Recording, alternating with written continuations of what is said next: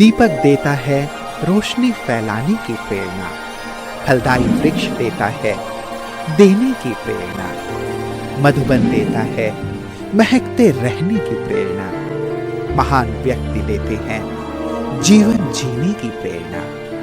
आओ प्रेरणा से दें हम सभी को प्रेरणा।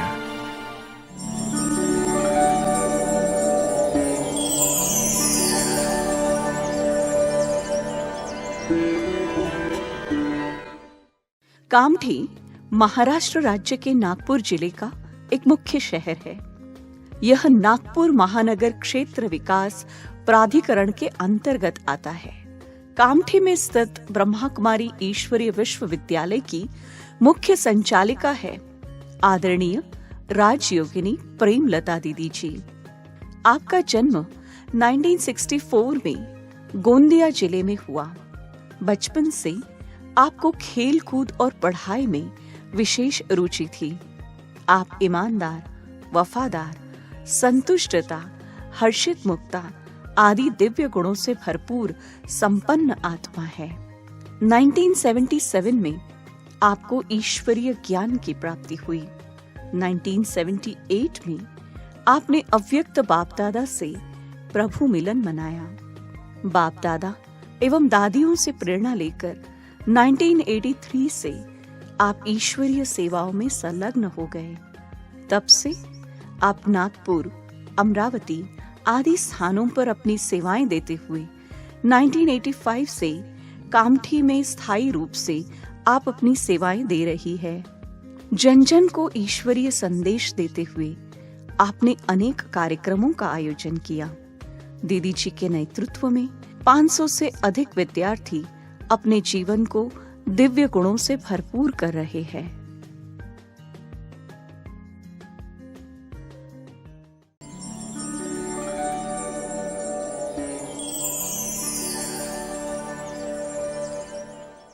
ओम शांति।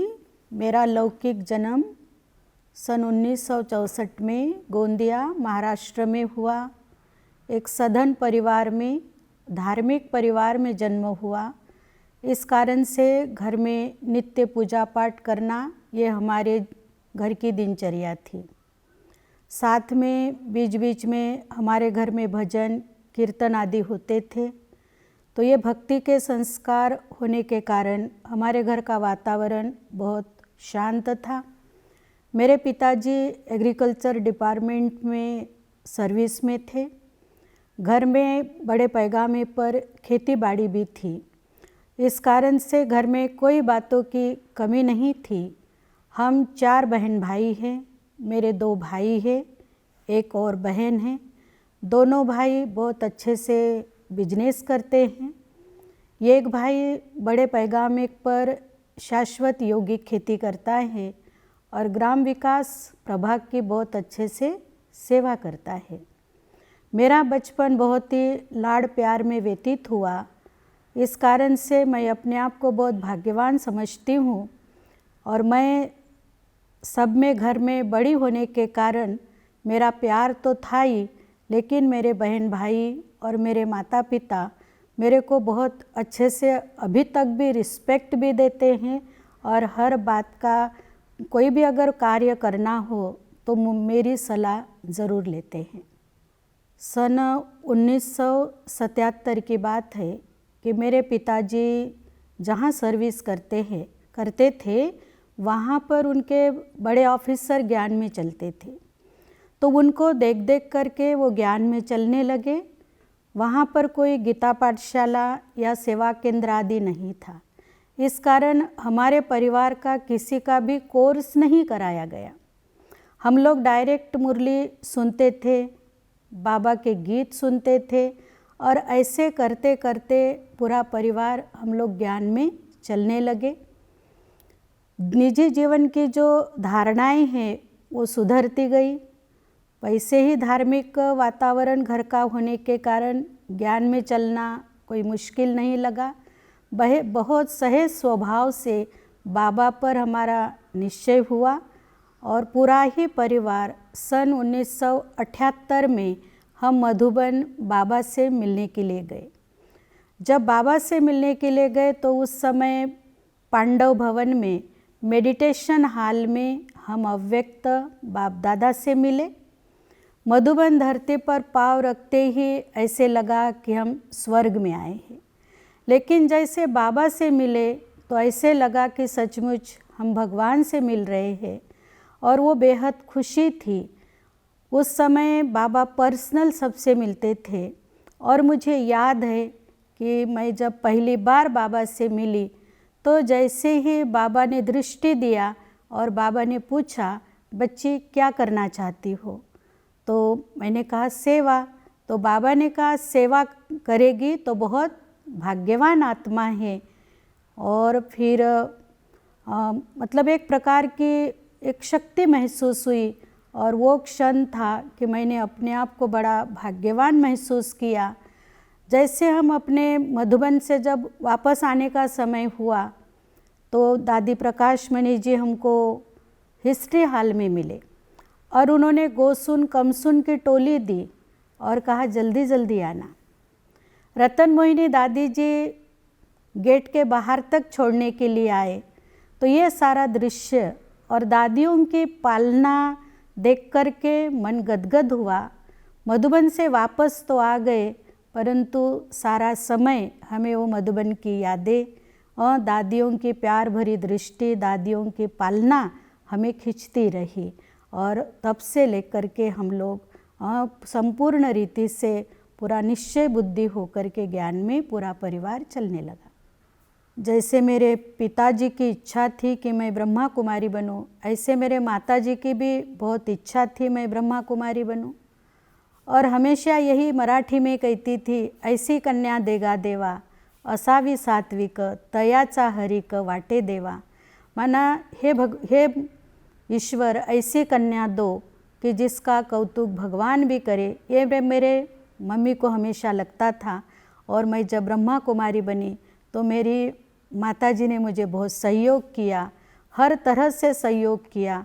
और जब कभी भी मेरे जीवन में ऊपर नीचे कुछ होता था तो मैं अपने माँ को एक सहेली समझ करके ज्ञानी होने के कारण शेयर करती थी, तो हमेशा मुझे पॉजिटिव फीडिंग करती थी और यही कहती थी कि हथौड़ी छन्नी के घाव सहन किए बिना देवता नहीं बन सकते। तो आपको एडजस्ट करना है, सहन करना, ये शब्द आप क्यों बोलती हो। और लास्ट में मेरी मम्मी यही कहती थी कि बेटा आप बाप और आप दूसरे को नहीं देखना, एक बाप और आपको ही देखना, इधर उधर नहीं देखना। इस प्रकार की मेरी मम्मी की हमेशा हमें प्रेरणा रही। तो मैं अपने आप को बहुत भाग्यवान समझती हूँ कि जैसे दादी दीदियों की पालना मिली ज्ञान से, वैसे मेरे माता पिता की भी पालना मुझे ज्ञानयुक्त पालना मिली, जिस कारण मेरा ये सफ़र ब्रह्मा कुमारी जीवन का बहुत सहज हुआ। बहनों का जीवन भी अच्छा लगता था। जब बहनों को देखती थी तो ऐसे लगता था कि ये स्वर्ग की परियां हैं। और विशेष करके बहनों का ड्रेस बहुत पसंद आता था, परंतु मेरे में ब्रह्मा कुमारी बनने की हिम्मत नहीं थी। मुझे डर लगता था कि पता नहीं मैं यहाँ के जो भी दिनचर्या हैं उसको फॉलो कर सकूँगी या नहीं। और इसका कारण यही था कि मैंने घर में कोई काम नहीं किया था। साथ साथ मैं घर में सबसे लेट उठती थी और मुझे पता था कि मधुबन सेंटर पर 3:30 बजे उठना पड़ता है। तो मुझे लगता था कि ये तो आधी रात है मेरे लिए, मेरी तबीयत खराब हो जाएंगी, मेरे से होगा या नहीं होगा। माना ब्रह्मा कुमारी बनने के लिए मुझे एक प्रकार का डर लगता था। तो फिर बाद में मैं पुष्पा रानी दीदी के साथ 1983 में फिर हम मधुबन बाबा से मिलने गए। वैसे तो जब से ज्ञान में चले तब से हर साल मैं 2 बार मधुबन बाबा से मिलने जाती थी, लेकिन मेरी पढ़ाई पूरी नहीं हुई थी, इस कारण से पढ़ना भी था। मैंने 12वीं तक पढ़ाई किया और सेंटर पर आने के बाद मैंने वैल्यू एजुकेशन में अपना ग्रेजुएशन कंप्लीट किया। तो सन 1983 की बात है कि पुष्पा रानी दीदी ने कहा कि आप मधुबन मेरे साथ चलो। तब पांडव भवन में नहीं, लेकिन पांडव भवन के ओम शांति भवन में बाबा से मिलना हुआ। जब अव्यक्त बाप दादा से मिले तो बाबा ने पहले ही पूछा, बच्ची क्या करना चाहती हो? तो मैंने कहा सेवा। तो बाबा ने कहा डर तो नहीं लगता? तो मैंने कहा नहीं बाबा। तो फिर बाबा ने कहा ऊंचे बाप की बच्ची है तो ऊंचा बनना है। और वही क्षण था कि मेरे अंदर का डर निकल गया और मैंने संकल्प किया कि अब मुझे सेंटर पर ही रहना है। मैं दीदी के साथ फिर सेंटर पर वापस आई। मेरे पिताजी मुझे लेने आए कि आप टाइपिंग क्लास कर रही हो, सिलाई क्लास के एग्ज़ाम बाकी है, आप ये एग्ज़ाम दो। तो मैंने कहा नहीं, मुझे कोई सर्विस तो करना नहीं है, मुझे तो सेंटर पर रहना है, इसलिए मैं घर नहीं आऊँगी। तो तब से फिर मैं सेंटर पर रहने लगी। और ये भी एक जीवन का सौभाग्य कहेंगे कि तुरंत 1 महीने के बाद फिर मधुबन में कन्याओं की ट्रेनिंग थी। तो दीदी ने हमको, मेरे को भी और अन्य कन्याओं को लेकर के दीदी खुद मधुबन गए और हमने उस कन्याओं की ट्रेनिंग किया। तो वो ट्रेनिंग आदरणीय दमयंती दीदी ने हमें कराई थी। तो ट्रेनिंग में सारे ब्रह्मा कुमारी जीवन की विशेषता भी है, तो मर्यादा भी क्या है, क्या नियम है, ब्रह्मा कुमारी जीवन का महत्व क्या है, ये सारी बातें डिटेल में समझाई। और फिर हम वापस आए। वापस आने के बाद सबका अनुभव रखा तो मुझे भी पूछा गया कि ट्रेनिंग का आपका क्या अनुभव है। तो मैंने कहा मुझे सिर्फ ब्रह्मा कुमारी नहीं बनना है, परंतु मुझे आदर्श ब्रह्मा कुमारी बनना है। और फिर मैं एक लक्ष्य भी रखती हूँ कि मुझे आदर्श ब्रह्मा कुमारी बन के रहना है। दूसरी बात, मेरे पिताजी की भी बहुत इच्छा थी कि मैं ब्रह्मा कुमारी बनूं, क्योंकि उस समय कलकत्ता में एक बहुत बड़ा प्रोग्राम का आयोजन हुआ था, जहाँ पर चैतन्य नवदुर्गा देवियों का स्टॉल लगाया था। तो पुष्पा रानी दीदी के साथ मेरे पिताजी उस मेले में गए थे, उस कार्यक्रम में गए थे। जब वो देवियों का स्टॉल उन्होंने देखा, और मुझे मालूम है कि वो भारत में पहली बार हुआ था, जब वो देवियों का स्टॉल देखा तो मेरे पिताजी को लगा कि अगर मेरे बेटी को जीवन अगर बनानी है तो इन देवियों के जैसे बनानी है।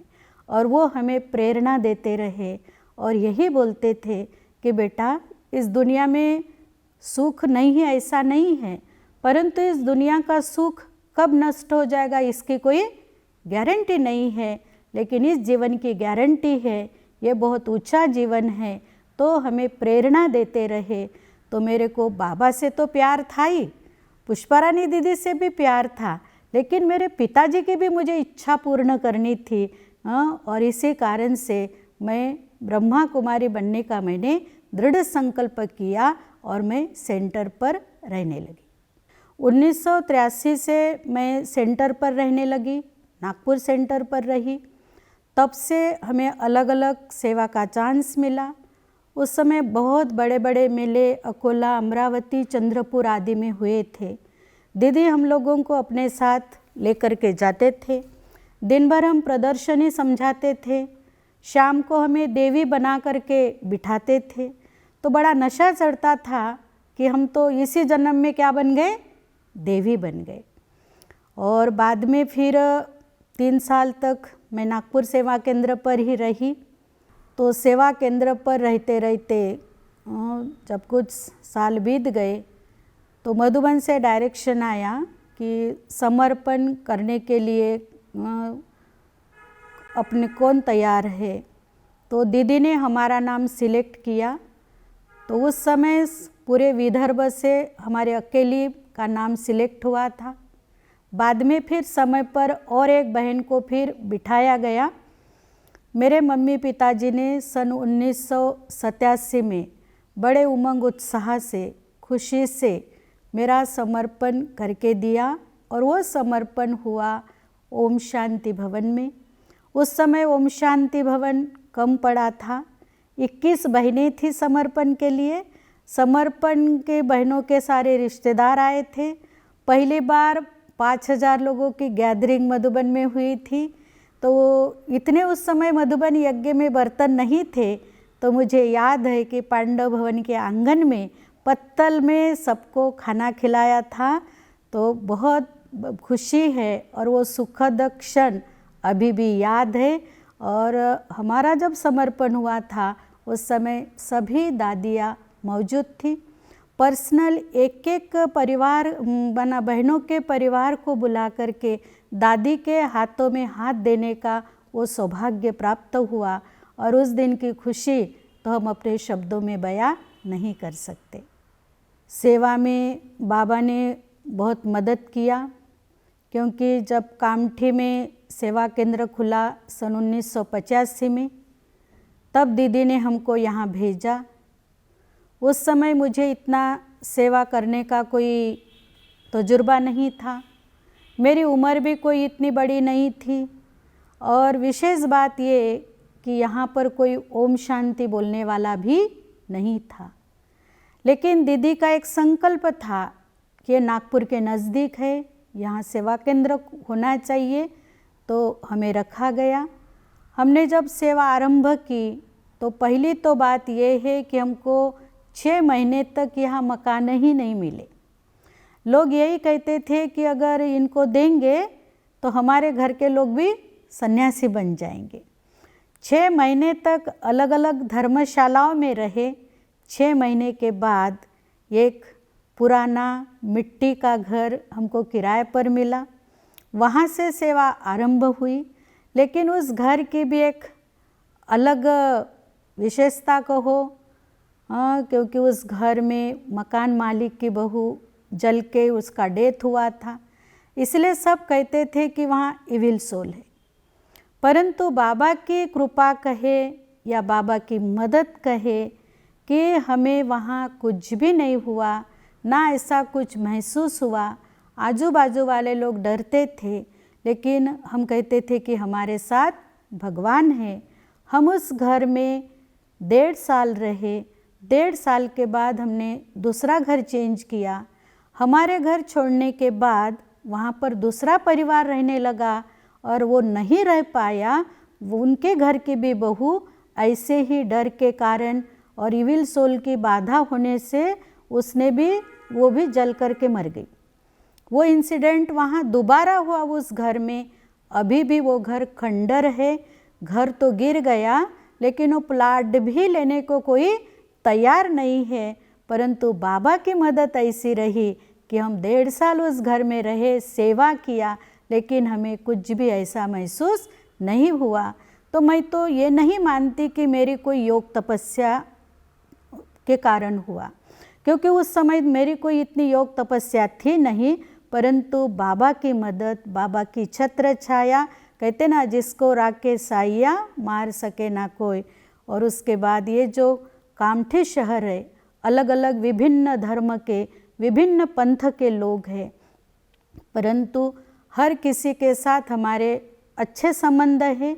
चाहे मुस्लिम भाई हो, चाहे बुद्ध धर्म के भाई बहनें हो, हमें अपने हर प्रोग्रामों में बुलाते हैं और बहुत रिस्पेक्ट करते हैं, आदर करते हैं, सहयोग देते हैं। यहाँ तक कि जब राखी आती है तो हमारी बहन हमको राखी बांधेंगी करके मुस्लिम भाई आकर के साड़ी लेकर के आते हैं और अपने राखी बंधवाते हैं।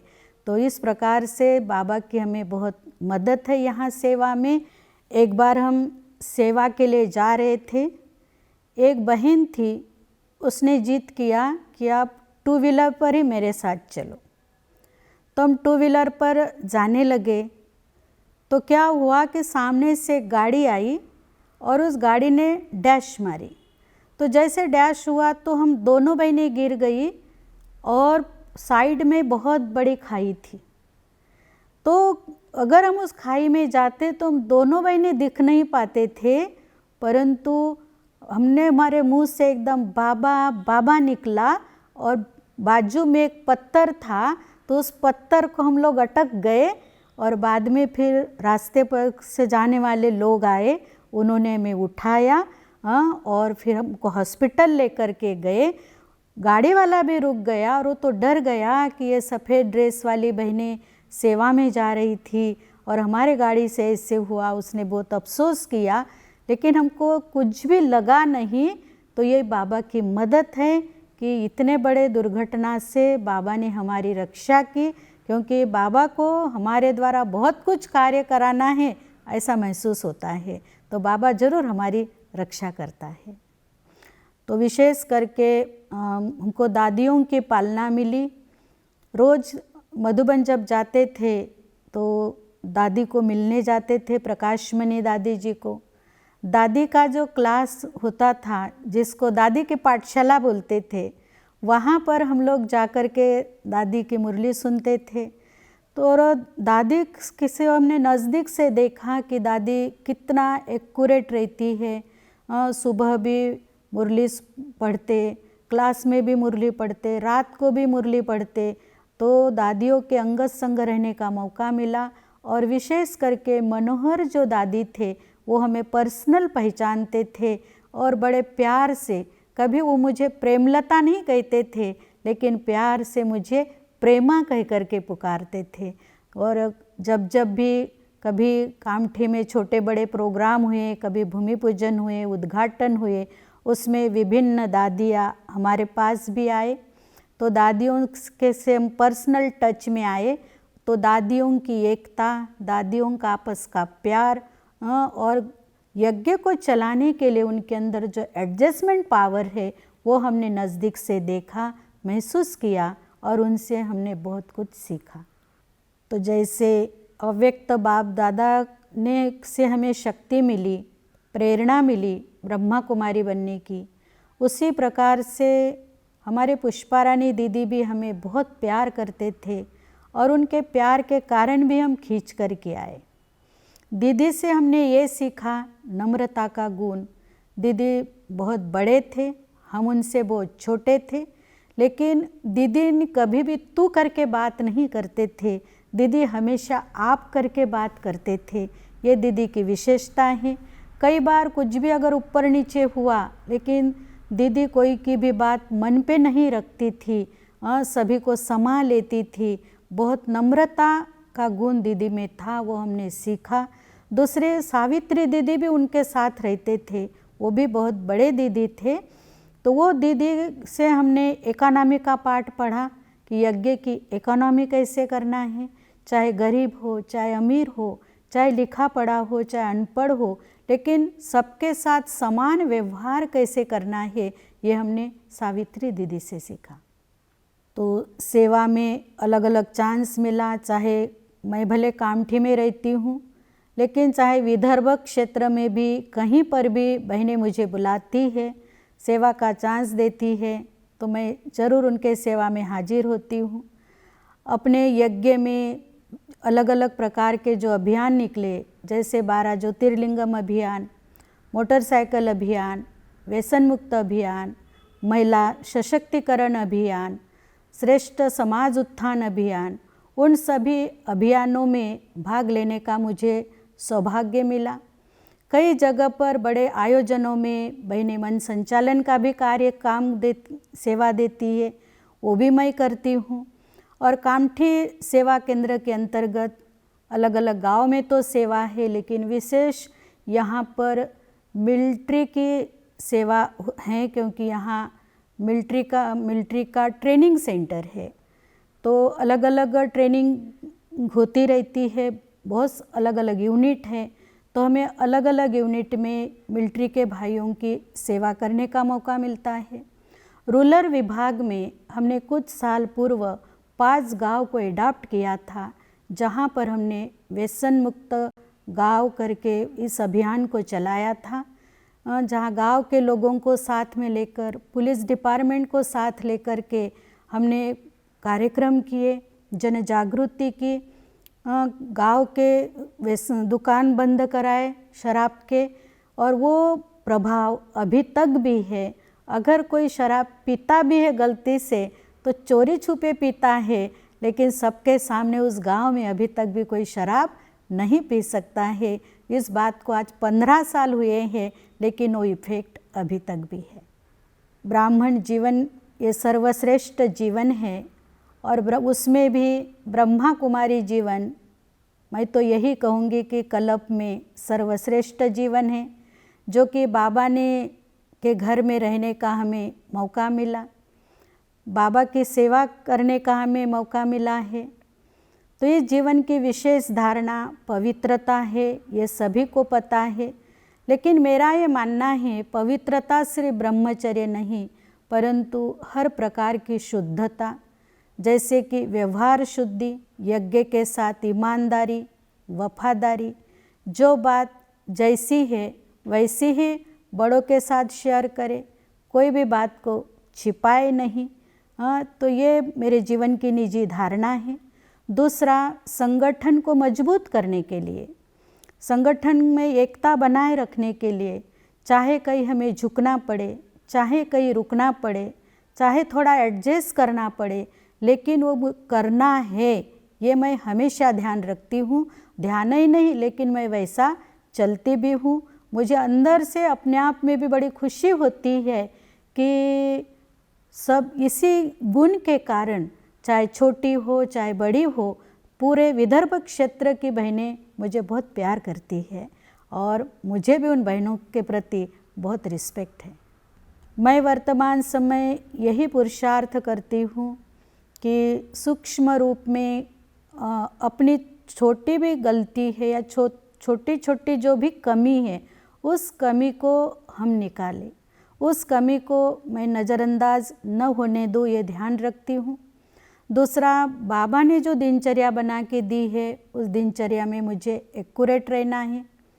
संगठन में थोड़ा ऊपर नीचे कम ज़्यादा अगर हुआ भी है तो मुझे हल्का रहना है, मुझे भारी नहीं होना है, कोई भी बातों को पकड़ के नहीं रखना है और बड़े दिल से माफ़ कर देना है। ये मैं अपना सूक्ष्म पुरुषार्थ करती हूँ। अंतिम समय के लिए यही लक्ष्य रखती हूँ कि बाबा हमें अंत में यूज करेगा, तो उसके लिए मेरी क्या तैयारी है। अगर मैं खुद भरपूर होंगी तो मैं दूसरों को दे पाऊँगी। इसीलिए चाहे व्यर्थ संकल्प हो, चाहे व्यर्थ समय हो, वो मुझे नहीं गंवाना है, अपने आप को भरपूर रखना है। दूसरा, थोड़ी भी कोई ऐसी गलती नहीं करना है, क्योंकि मुझे हमेशा ये रहता है कि मैं जैसा करूँगी मुझे देख छोटियाँ तो करेंगी, लेकिन बराबरी वाले भी बहनें उस प्रकार का व्यवहार कर सकती है। तो क्यों न हो, बड़े पैगामे पर नहीं, लेकिन जिनके हम संबंध संपर्क में हैं, कम से कम हम उनके लिए तो हम आइडियल बने, है ना। तो इस प्रकार का मैं हमेशा खुद पर ध्यान रखती हूँ, पुरुषार्थ करती हूँ। और दूसरा ये ध्यान रखती कि आने वाली जो आत्माएं हैं अभी अलग अलग प्रकार से आती है, तो उनको मुझे कैसे संतुष्ट करना है। कहीं पर भी इतनी सेवाएं करते हुए कहीं पर भी अपना लगाव नहीं रखना है। चाहे सुंदर सेंटर है, चाहे हमारे भाई बहनें हैं, लेकिन इससे मुझे उपराम रहना है, मुझे डिटैच होकर के रहना है, मुझे साक्षी भाव से हर परिस्थिति को देखना है। इस प्रकार से मैं पुरुषार्थ करती हूँ। सभी ब्राह्मण परिवार के भाई बहनों के लिए मैं यही कहूँगी कि लौकिक और अलौकिक में रहते हुए दोनों का बैलेंस बना करके रखें। लौकिक अलौकिक में कुछ भी छोटी मोटी बातें होती है तो उसको नज़रअंदाज करे, कोई भी बात को पकड़ के न रखे, छोटी बात को बड़ा न बनाए, परंतु बड़ी बात को भी छोटा करके चले। ड्रामा का राज सदैव बुद्धि में रखे, फुल स्टॉप लगाने की कला को सीखे और बाबा की आशाओं को मुझे पूर्ण करना है, ये हमेशा ध्यान रखना है। क्योंकि बाबा की उम्मीदें, चाहे हम सेंटर की बहनें हो चाहे भाई बहनें हैं, सभी को मिलकर के पूरी करनी है। तो हमेशा ये ध्यान रखना है कि हमें बाबा का नाम रोशन करना है, सेवा केंद्र का नाम रोशन करना है, यज्ञ का नाम रोशन करना है। और इससे भी ऊपर बाबा ने बच्चों को जिम्मेदारी दी कि बच्चे दुखी और अशांत आत्माओं को तुम्हें शांति देना है। तो हमें अपने शांति के प्रकंपन फैलाने हैं सतयुग लाने के लिए हमें अपने आप को तैयार करना है। इस प्रकार की अपनी सोच भी हो, अपने उस प्रकार का अपना पुरुषार्थ भी हो। और मैं अंत में यही कहूँगी ब्राह्मण भाई बहनों के लिए कि कुछ भी बात हो तो अपनी जवाबदारी बाबा को दे। और एक गीत हमेशा याद रखे, सौंप दिया इस जीवन का भार तुम्हारे हाथों में। तो बाबा को सौंप दे, स्वयं हल्के रहे, सफल करो और सफल बनो।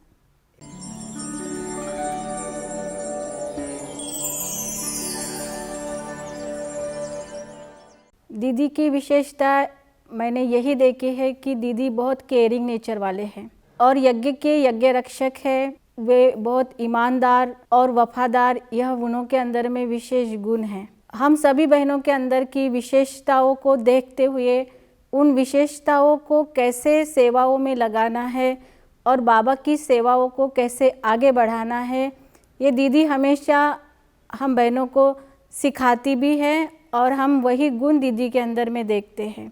और इसी के कारण हमारा जो बहनों का संगठन है, उस संगठन में बहुत ही एकता है।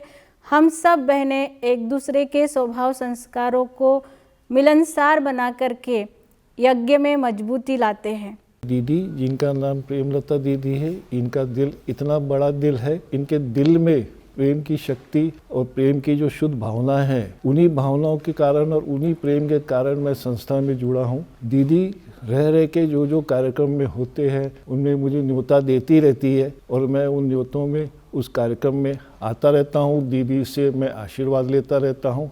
ब्रह्म कुमारी विश्वविद्यालय रनाड़ा, यहाँ से मैं और मेरा पूरा परिवार पिछले अनेक सालों से हम इस संस्था से जुड़े हुए हैं। इस संस्था में हमको जोड़ने के लिए हमारी प्रेरणा वो इस रनाड़े के सबके परिचित हमारे लाडले दीदी प्रेमलता दीदी, इनके माध्यम से मैं, मेरी माताजी, मेरे पिताजी और हमारा संपूर्ण परिवार इस संस्था से जुड़ा हुआ है। इस संस्था की विशेषता ऐसे है कि रनाड़ा ग्राम पंचायत ये एक छोटा सा गांव है, परंतु इस गांव में इतनी बड़ी वास्तु निर्माण करके यहाँ के लोगों को जिस प्रकार की सेवाएं इस संस्था के माध्यम से पिछले अनेक सालों से दी जा रही है, उससे अनेक लोगों के ज़िंदगी में, परिवारों में सुख, शांति व समृद्धि निर्माण करने का कार्य इस संस्था के माध्यम से शुरू है। प्रेमलता दीदी के बारे में बताना है तो ऐसा है कि प्रेमलता दीदी ये उम्र के 80 साल के लोग भी इनके फ़ैन हैं और एक 10 साल के बच्चे को भी आप पूछोगे वो भी दीदी के फ़ैन है। दीदी जी का जो स्वभाव है वह बहुत ही प्रेम स्वरूप है। हमको सदैव एक्यूरेट और पंक्चुअल रहने के लिए सिखाते रहते हैं। हर वक्त उनका यही कहना रहता है कि हर स्टेज पर, हर परिस्थिति में हमको कैसे तैयार होकर रहना है और सदैव आगे बढ़ने के लिए किस रीति से वो मार्गदर्शन करते रहते हैं। दीदी की तो बहुत सारी विशेषताएं, सच कहे तो दीदी बहुत ही यूनिक पर्सनालिटी है। दीदी बहुत ही मिलनसार है और सदा बाप समान बनकर, चाहे छोटा हो चाहे बड़ा हो, सभी को एक समान पालना देती है और साथ साथ सेवाओं में बहुत उमंग उत्साह रहता है और हम सभी छोटी बहनों को भी बहुत उमंग उत्साह दिलाती है। प्रेमलता बहन मेरी लौकिक में बड़ी बहन है। मैं कुछ उनकी विशेषताएं बताना चाहूँगी। जैसे वो लौकिक में भी बड़े थे तो हमको इतना प्यार दिया और अलौकिक में भी इतना वो सभी को प्यार देते हैं। जबकि वो सेंटर पर जब आए तो उनकी उम्र काफ़ी कम थी, लेकिन फिर भी उन्होंने सभी को जोड़ के रखा, इतनी सेवाएं दी और उनके एक स्वभाव में पारदर्शिता, जिसको हम ट्रांसपेरेंसी कहेंगे, वो गुण मुझे बहुत अच्छा लगता है।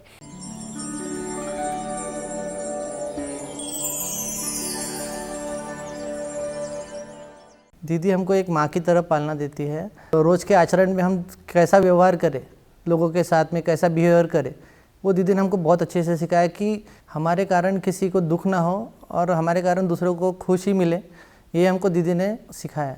हमने आदरणीय प्रेमलता दीदी जी में यही विशेषता देखी है कि वो एकदम सादगी और सरलता की प्रतिमूर्ति है। उनका जीवन का छोटों के लिए प्यार और बड़ों के लिए रिगार्ड, ये गुण मुझे बहुत अच्छा लगता है। उनकी एक और विशेषता है कि हमेशा ही, चाहे उनके साथ किसी ने कैसा भी व्यवहार किया हो, वो हमेशा सबके लिए शुभ भावनाएं रखती है और औरों का भी कल्याण हो जाए, यही उनकी कामना रहती है। ये भी गुण बहुत अच्छा है। हमारी प्रेमलता दीदी के नेतृत्व में जो कामठी में चल रहा है वो उससे हम बहुत सालों से जुड़े हैं, क्योंकि हमारी विचारधारा एक जैसी है। एक शांति का संदेश देने वाला ये जो हमारा ब्रह्मा कुमारी ईश्वरी विश्वविद्यालय है माउंट आबू में, वहाँ पर भी जाने का मौका हमें प्रेमलता दीदी ने दिया। और हमने देखा है कि प्रेमलता दीदी कामठी शहर में नहीं तो कामठी के ग्रामीण एरिया में भी बहुत बड़े पैमाने पर जो संदेश देना है वो संदेश देने का काम कर रही है, और इसलिए हमसे बहुत जुड़ाव है उनका। हमने देखा है कि कामठी में पहले सेंटर नहीं था और सेंटर के लिए जगह नहीं थी, तब प्रेमलता दीदी के नेतृत्व में हमारे सब बहनों ने बहुत ही छोटे से जगह से ये केंद्र का शुरुआत किया। मगर आज हम जब देखेंगे कि इस केंद्र को एक भव्य रूप प्राप्त हुआ है, एक खुद का एक सेंटर बना है जिसमें हजारों की संख्या से अब लोग इसका लाभ ले रहे हैं। प्रेमलता दीदी जिस प्रकार दीदी का नाम है उसी प्रकार दीदी अपने भाई बहनों को भी एक वो प्रेम के माला में बांध के रखती है, और वैसे ही हमें इतना प्यार देती है कि हम बच्चे उनसे बहुत ज़्यादा लगाव में रहते हैं। दीदी से सीखने लायक सबसे मेन बात यही है कि दीदी यानी किसी में पार्शलिटी नहीं करती, सब बच्चों को एक जैसा देखती है, सभी को एक जैसा प्यार देती है। ये दीदी की बहुत बड़ी विशेषता है। हमने अव्यक्त रूप में तो बाबा की पालना में हम पल ही रहे हैं, उनकी अनुभूति हम हर पल हर वक्त करते ही रहते हैं, परंतु साकार रूप में हमारे सामने आदर्श हमारे आदरणीय प्रेमलता दीदी जी हैं, जो हमें हर पल आगे बढ़ना सिखाते हैं, क्योंकि उनके मार्गदर्शन से ही हम आगे बढ़ते जा रहे हैं। अपने जीवन के द्वारा हमें कैसे बाबा का नाम रोशन करना है, हमारा चरित्र हमेशा उज्जवल हो और हमारे जीवन के द्वारा ही सबको प्रेरणा मिलती रहे, इसके लिए प्रतिपल हमें वो शिक्षाएं देते रहते हैं। प्रेमलता दीदी प्रेम की मूर्त है, उनके अंदर से प्रेम की धारा निकल रही, ऐसा हम सभी भाई बहनें महसूस करते हैं। एक माँ जिस तरह से अपने बच्चे की पालन पोषण करती है, ठीक उसी तरह से दीदी हम सेंटर में आने वाले सभी भाई बहनों की पालना करती है, बहुत ही आत्मीयता के साथ में करती है। प्रतिदिन मुरली सुनाती है, मुरली सुनाते समय ऐसा महसूस होता है जैसे बाबा हमें मुरली सुना रहा है। बाबा की एक नजर ने मुझे कर दिया निहार, बाबा की एक नजर ने मुझे कर दिया निहार। खुशियाँ मिली सौगात में, खुशियाँ मिली सौगात में और फरिश्तों की चार। बाबा की एक नजर ने मुझे कर दिया निहार, बाबा की एक नजर ने मुझे कर दिया